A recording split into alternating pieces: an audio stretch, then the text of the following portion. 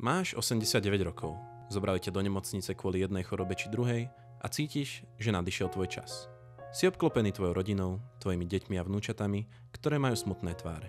Nebude to už dlho, pomyslíš si. Zrazu ti rozumom začínajú behať myšlienky a povieš si, Povieš si, ako dobre, že si nešiel za tým dievčaťom a nevypýtal si to číslo. Ako dobre, že namiesto toho, aby si niečo robil so svojím voľnom, si sedel doma a scrolloval TikTok, Instagram a Facebook a pozeral 12 krát ten istý seriál. Ako dobre, že si strávil denne na telefóne vyše 7 hodín.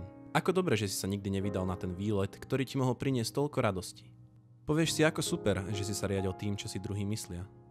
Povieš si, ako super, že si sa nikdy nestal tým, čím si sa chcel stať, ale išiel si študovať školu, ktorá ťa nebavila a pracoval v práci, ktorá ťa nenaplňala. Povieš si, aké super, že si neriskoval. Veď čo keby ten biznis, ten nápad, tá myšlienka nevyšla, všetci by sme si z teba predsa robili srandu. A určite sme nemali plno vlastných problémov a starostí vo svojich životoch a okamžite zabudli na všetky tvoje prehrešky. Povieš si, ako dobre, že si nikdy nevyskúšal surfovanie. Chcel si to skúsiť iba od 12 rokov, ale nikdy na to nebol čas. Čas. Ten prekliatý čas. Myslel si, že ho máš plnú večnosť. Keď si videl okolo seba starých ľudí, myslel si, toto sa mne nikdy nemôže stať. Veď predsa navždy budem mladý. Navždy budem mať čas. Čas začať odznova a skúsiť všetko, čo som vždycky chcel. Rozmýšľaš, žil som naozaj taký život, aký som chcel? Ale veď predsa začnem zajtra. Zajtra začnem byť na každého dobrý. Začnem dobrovoľne doučovať deti bez domova, pomáhať na charitách a spravím rozdiel v tomto svete. Zajtra založím ten YouTube kanál, čo som vždy chcel založiť. Zajtra začnem pracovať na tej reštaurácii, ktorú som vždy chcel otvoriť. Zajtra pôjdem za tým zlatým dievčaťom, čo robí v tej kaviarni, v ktorej mi káva nechutí, ale chodím tam iba kvôli obsluhe.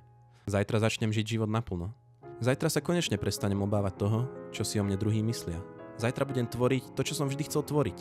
Zajtra začnem konečne míňať peniaze. Veď som ich predsa celý život šetril a nikdy som si nič poriadne nekúpil len tak pre seba. Len tak pre radosť. Zajtra. Ale zajtra už neuvidím žiadne zajtra. Prečo som bol taký hlúpy? Prečo som so všetkým čakal? Prečo som nezačal robiť veci skôr? Prečo som si skôr neuvedomil, aký je život krátky? Urobím to predsa zajtra. Urobím to zajtra. Zajtra.